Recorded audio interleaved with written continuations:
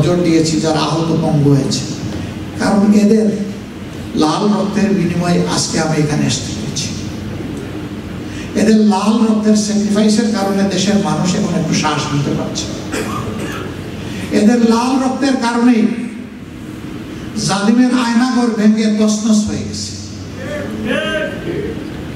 এদের লাল রক্তের কারণেই আজকে অনেকেই স্বপ্ন দেখছেন বাংলাদেশের ক্ষমতায় যাওয়ার। ভাই, আমরা ক্ষমতায় যাওয়ার স্বপ্ন দেখি না। বলবেন তাহলে আপনারা সংগঠন রাজনীতি করেন কেন? না, ক্ষমতাই শব্দটাকে ভয় পাই। ক্ষমতা মানুষকে বেহায়া এবং বেপরোয়া করে তোলে। আমরা ক্ষমতাবান হতে চাই না, ক্ষমতাবান থাকবেন আমাদের আল্লাহ। ওয়া আলা কুল্লি শাইইন কাদির, সমস্ত ক্ষমতার মালিক, সব কিছুর উপরে তিনি। আমরা তাহলে কি চাই? আমরা জাতির একটু সেবা করতে চাই। আল্লাহ যদি তার সিদ্ধান্তের বদলে এবং মানুষের ভালোবাসার বরকতে এদেশের সেবা করার জন্য আমাদেরকে নির্বাচিত করেন, তাহলে এই জাতির প্রতি আমাদের কিছু কমিটমেন্ট আছে। যদি আল্লাহ আমাদেরকে ওই সুযোগ নাও দেন, আমরা যদি বিরোধীদের দলে বসি, তাও আমাদের কিছু কমিটমেন্ট আছে। এ কমিটমেন্ট বদলাবে না ইনশাআল্লাহ। অবস্থান যাই হোক, কমিটমেন্ট, অঙ্গীকার তার জায়গায় থাকে। আমাদের 1 নম্বরের অঙ্গীকার হচ্ছে জাতির ভাঙ্গা চূড়া বিধ্বস্ত শিক্ষা ব্যবস্থায় আমরা সবার আগে হাত দেবো ইনশাআল্লাহ। যে জাতির মেরুদণ্ড ঠিক নাই, এই জাতি মাথা উঁচু করে দাঁড়াতে পারবে না। এই জন্য আগে মেরুদণ্ড ঠিক করা লাগবে। শিক্ষা হচ্ছে জাতির মেরুদণ্ড। এই শিক্ষায় থাকবে বিস্মি রাব্বিকাল্লাযী খালাক। তোমার সৃষ্টিকর্তাকে তুমি চিনো, কেন তোমাকে তিনি পাঠিয়েছেন, এটা তুমি আগে বোঝার চেষ্টা করো। এর আলোকে শিক্ষাকে ইনশাআল্লাহ সাজানো হবে। সেই শিক্ষায় দুনিয়ার সমস্ত সায়েন্স এবং টেকনোলজির সর্বোচ্চ শিখরের যা আছে দুনিয়া থেকে আমরা সব কিছুর বিনিময়ে সেইগুলো ওখানে নিয়ে ঢুকাবো ইনশাআল্লাহ। এই শিক্ষায় শিক্ষিত লোকেরা, আমাদের সন্তানেরা, তারা একদিকে নৈতিক বোধ সম্পন্ন মানুষ হবে, আর একদিকে দক্ষতা সম্পন্ন দেশ গড়ার কারিগর হবে ইনশাআল্লাহ। এই শিক্ষায় শিক্ষিতরা বেকার থাকবেন না। কাজ তাদেরকে পাগল হয়ে খুঁজবে, আর তারাও পাগল হয়ে কাজকে খুঁজে নেবে। বেকারের মিছিল আর আমাদের দেশে আমরা দেখবো না ইনশাআল্লাহ। তবে হ্যাঁ, এটা আলাদিনের প্রদীপ নয়, জ্বাললেই সব কিছু চেঞ্জ হয়ে যাবে। এটার জন্য একটু সময় দিতে হবে, একটা কিউরিং পিরিয়ড লাগবে। আমরা ধারণা করি আল্লাহ তাআলার সাহায্য পেলে, দেশবাসীর ভালোবাসা পেলে 5 বছরে আলহামদুলিল্লাহ চেহারা বদলাইয়া উল্টা দিকে চালানো যাবে গাড়ি ইনশাআল্লাহ। এখন যে দিকে চলছে, মৃত্যুর মিছিল চলছে, এই মিছিলকে আল্লাহ তাআলার সাহায্য নিয়ে আমরা পাল্টে দেব ইনশাআল্লাহ। এই সমাজে জাত পাতের, ধর্মের, দলের কোনো ব্যবধান থাকবে না। আল্লাহর দেওয়া মেধাকে বিকশিত করে যাকে যেখানে যোগ্য মনে করা হবে, তাকে সেখানেই তার হাতে সম্মানের কাজটা তুলে দেওয়া হবে ইনশাআল্লাহ। আমাদের দ্বিতীয় অঙ্গীকার, সমাজদেহের ক্যান্সার হিসাবে দুর্নীতি সর্বত্র গ্রাস করে ফেলেছে। আপনারা শুনে অবাক হবেন, মসজিদের ইমাম মুয়াজ্জিন নিয়োগে এখন ঘুষ নেওয়া হয়। কোথায় যাবো আমরা বলেন? আর কোনো জায়গা বাকি নাই, একদম পচে গেলে দুর্গন্ধ। আমরা ঘোষণা করেছি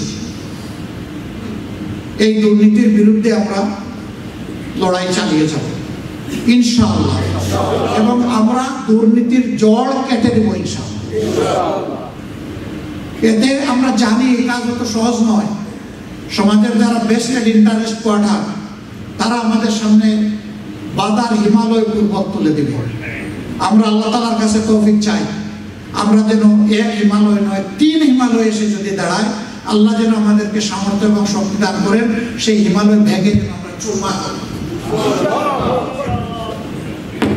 আমরা আপোষ করবো না, কার অঙ্কের দিকে তাকাবো না। বলবেন হায় হায়, এই সমাজের তো সমস্ত মানুষই কম বেশি পরোক্ষ প্রত্যক্ষভাবে দুর্নীতির সাথে জড়িত, তাহলে তো গোটা সভ্যতারই মৃত্যু হবে, এদেশে তো আর কেউ বাঁচতে পারবে না। না, আলহামদুলিল্লাহ বাঁচবে, শান্তির সাথে বাঁচবে। দুর্নীতি করে টাকা পয়সা, কারেন্সি অর্জন করে কোথায় রাখবে?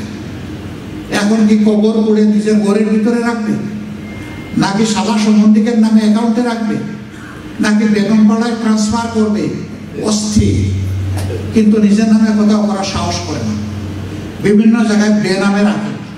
যাদের নামে রাখে যখন এটা ফেরত চায়, বলে ভাই সাহেব বিপদের সময় পাহারা দিয়েছি জীবনের ঝুঁকি নিয়ে আমি, আর এখন আপনি হয়ে যাবেন সম্পদের মালিক, আমি কি এতই ব্যাখ্য? ফেরত দেয় না, এখন কান্দে, বলতেও পারে না। কিভাবে বলবে? চুরির টাকা যে বলতে পারছে না। শান্তি নাই, অশান্তি, জীবনে উলট পালট হয়ে যায় পরিবারের কাঠামো।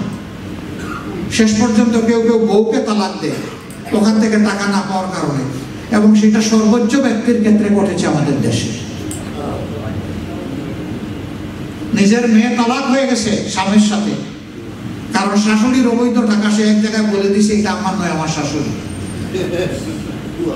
বলে দেওয়ার কারণে মেয়েকে ওখান থেকে বিচ্ছিন্ন করে নিয়ে আসা হয়েছে, এবং জামাইকে হাতের পাশে না পেয়ে জামাইয়ের বাবাকে শাস্তি দেওয়া হয়েছে। হ্যাঁ, আমাদের এই সমস্ত লোকগুলো সেদিন মুক্তি পেয়ে যাবে, এবং আল্লাহ তাআলা যে হালাল রুজির ব্যবস্থা তাদের জন্য করে দিবেন সেটা পেয়ে সেদিন তারাও আনন্দিত হবে ইনশাআল্লাহ।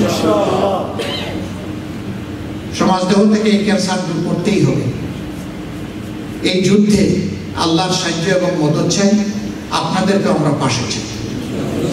আপনারা থাকবেন তো ইনশাআল্লাহ? আমাদের থার্ড অঙ্গীকার, সমাজের কোথাও এখন ন্যায় বিচার বা সুবিচার নেই। গ্রাম্য আদালত থেকে শুরু করে সুপ্রিম কোর্ট, সব জায়গায় অসৎরা বসে আছে। কিছু সৎ মানুষ থাকলেও তারা বড় মজলুম হালতে আছে, তাদেরকে কোণঠাসা করে রাখা হয়, কারণ তারা ইলিগাল ইনকাম জেনারেট করতে পারে না। আমরা এর আমূল পরিবর্তন চাই। ন্যায় বিচারের দণ্ড সকলের জন্য সমান। আল্লাহ সাক্ষী থাকুন, আপনারাও সাক্ষী থাকুন। আমরা জানি না আগামী দেশ পরিচালনার বা সেবার দায়িত্ব কে পাবে। যুক্তির খাতিরে ধরে নেন, আপনারা প্রত্যাশা করেন যে আমরা পাবো। যুক্তির খাতিরে ধরে নেন, আল্লাহ আমাকে হায়াত দিলেন, আমার সহকর্মীদেরকে হায়াত দিলেন, আমি কিংবা আমার কোন সহকর্মী রাষ্ট্রের প্রধান নির্বাহী অথবা রাষ্ট্রপ্রধান হলেন, তারাও যদি অপরাধ করেন, যে অপরাধটা আব্দুল হাকিম আব্দুল মুত্তালিব করলে তাকে শাস্তির আওতায় আনা হবে। সেদিনকার আইন, সেদিনকার বিচার বিভাগ দেখবে না উনি প্রধানমন্ত্রী না প্রেসিডেন্ট, এটা দেখবে না, ওনার মুখের দিকে তাকাবে না, বলবে যে যে অপরাধ আব্দুল্লাহ করেছে সেই অপরাধ আপনি করেছেন, আসেন, আপনাকে আসতে হবে। আমরা সেই বিচারটা সমাজে কায়েম করতে চাই। ওই রকম বিচার যখন হবে তখন অপরাধ করাটা কঠিন হয়ে যাবে, ন্যায়ের উপর চলাটা সহজ হয়ে যাবে। আমাদের চতুর্থ অঙ্গীকার, দেশকে অর্থনৈতিক জঞ্জাল থেকে মুক্তি দিতে হবে। আপনারা জানেন আমাদের সমস্ত ব্যাংক চুরি ডাকাতি লুট করে ব্যাংকের টাকাগুলো বিদেশে তারা পাচার করে নিয়েছে। আজকে ব্যাংকে জমা রাখা টাকা একজন ক্লায়েন্ট আনতে গেছে, সে তার এফডিআর ভাঙাবে, সে তার চেকের এগেইনস্টে টাকা তুলবে, টাকা নেই। আমার সামনে এখানে বসা আছে, 4 কোটি টাকার ফিক্সড ডিপোজিট ট্রান্সফার করতে চাইছে, এখন দেয় না, সব মিলিয়ে 20 লাখ টাকা দিচ্ছে। চোররা সব চুরি করে নিয়ে গেছে। আমরা জানি না ওই চোরদের পেটের ভিতরে হাত কতটুকু পর্যন্ত আমরা ঢুকাতে পারবো, কিন্তু যদি আল্লাহ সুযোগ দেন হাত ঢুকিয়ে ওই পেটের ভিতর থেকে এটা বের করে আনার চেষ্টা করবেন। অন্তত রাঘব বোয়াল যারা চুনুপুটি যেদিকেই যায়, রাঘব বোয়ালদেরকে হাত দিতে হবে। ওদের শিক্ষা হলে বাকি গোটা জাতির শিক্ষা হয়ে যাবে ইনশাআল্লাহ। গোটা ব্যাংক এবং নন ব্যাংকিং ফিনান্সিয়াল সেক্টরস এটাকে পুরো আবার ঢেলে সাজাতে হবে। সেখানে আমানতদার সৎ মানুষগুলোকে বসাতে হবে। সেই সৎ মানুষ বিভিন্ন ধর্মে থাকতে পারে, যারা তাদের জীবনে চলার পথে পরীক্ষা দিয়ে প্রমাণিত হয়েছে সে সৎ এবং সে যোগ্য। সততার সাথে যোগ্যতা থাকবে, আর সে হবে পরিশ্রম করে লোকটাকে যার যার উপযুক্ত জায়গায় বসাই দেওয়া হবে। শুধুমাত্র দলীয় বা রাজনৈতিক আনুগত্যের কারণে কাউকে কোনো জায়গায় পদায়ন করা হবে না, এটা হবে চরম জুলুম। আল্লাহ তাআলা আমাদের প্রতি হুকুম দিয়েছেন ইন্নাল্লাহা ইয়া'মুরুকুম বিল আদলি ওয়াল ইহসান, তোমাদেরকে নির্দেশ দেওয়া হলো তোমরা সুবিচার কায়েম করো আর মানুষের প্রতি তোমরা ইহসান করো, ভালোবাসা প্রদর্শন করো। আমরা সেই সামাজিক ন্যায় বিচার সর্বক্ষেত্রে চালু করবো, এটা আমাদের অঙ্গীকার ইনশাআল্লাহ। যদি আমরা বিরোধী দলে থাকি সেই সংগ্রাম আমাদের অব্যাহত থাকে। যদি আল্লাহ আমাদেরকে দায়িত্ব দেন তাহলে সেটা চালু করা হবে আমাদের জন্য ওয়াজিব। আমাদের শেষ অঙ্গীকারটা বলে আজকের মতো শেষ করতে চাই, বিশ্ব সবাই আমরা কেউ কেউ থেকে বিচ্ছিন্ন না। প্রত্যেকটা দেশ প্রত্যেকটা দেশের সাথে সম্পর্কযুক্ত। আমাদের পলিসি হবে সবার সাথে, সভ্য দেশগুলোর সাথে বন্ধুত্ব, কারোর সাথে শত্রুতা নয়, বন্ধুত্ব কিন্তু প্রভুত্ব নয়। আমরা কারো প্রভুত্ব কিংবা দাদাগিরি বা বড় ভাইগিরি আমরা মেনে নেব না। আমরা কারো সম্মানে আঘাত করব না এবং কেউ আমাদের সম্মানে আঘাত করলে আমরা ছাড় করব না। আমরা মাথা উঁচু করে বাংলাদেশকে বিশ্ব দরবারে তুলে ধরতে চাই। আমাদের 41টা অঙ্গীকার আছে, আমি আজকে মাত্র 5টা বলব। এই পরিসরে সব বলা সম্ভব নয়। আপনারা দোয়া করবেন আল্লাহকে হাজির নাজির জেনে আমরা যে সমস্ত অঙ্গীকার করছি জাতির কাছে, আমরা যেন আমাদের অঙ্গীকার রক্ষা করতে পারি। এই দেশ পড়ায় আমরা আপনাদের পরামর্শ চাই, সমালোচনা চাই, দোয়া চাই, সহযোগিতা চাই। চিন্তা করতে কোনো সমস্যা নাই, কিন্তু সমালোচনা করতে কিছু সমস্যা আছে। যদি সমালোচনা করা না হয়, আমরা ফেরেশতা নই ভাই। আমরা যদি ভুল করি আর কেউ যদি ধরিয়ে না দেয়, তাহলে তো আমরা ভুলের উপরে কায়েম থাকি, এতে আমরা এবং জাতি ক্ষতিগ্রস্ত হবে। এই জন্য ইনশাআল্লাহ আমরা সমালোচনাকে উৎসাহিত করব। সমালোচনাটা হবে গঠনমূলক, জাতির স্বার্থে কল্যাণে। যারাই সমালোচনা করে আমাদেরকে সহযোগিতা করবেন, জাতিকে সহযোগিতা করবেন, তাদের কাছে আমরা কৃতজ্ঞ থাকবো ইনশাআল্লাহ।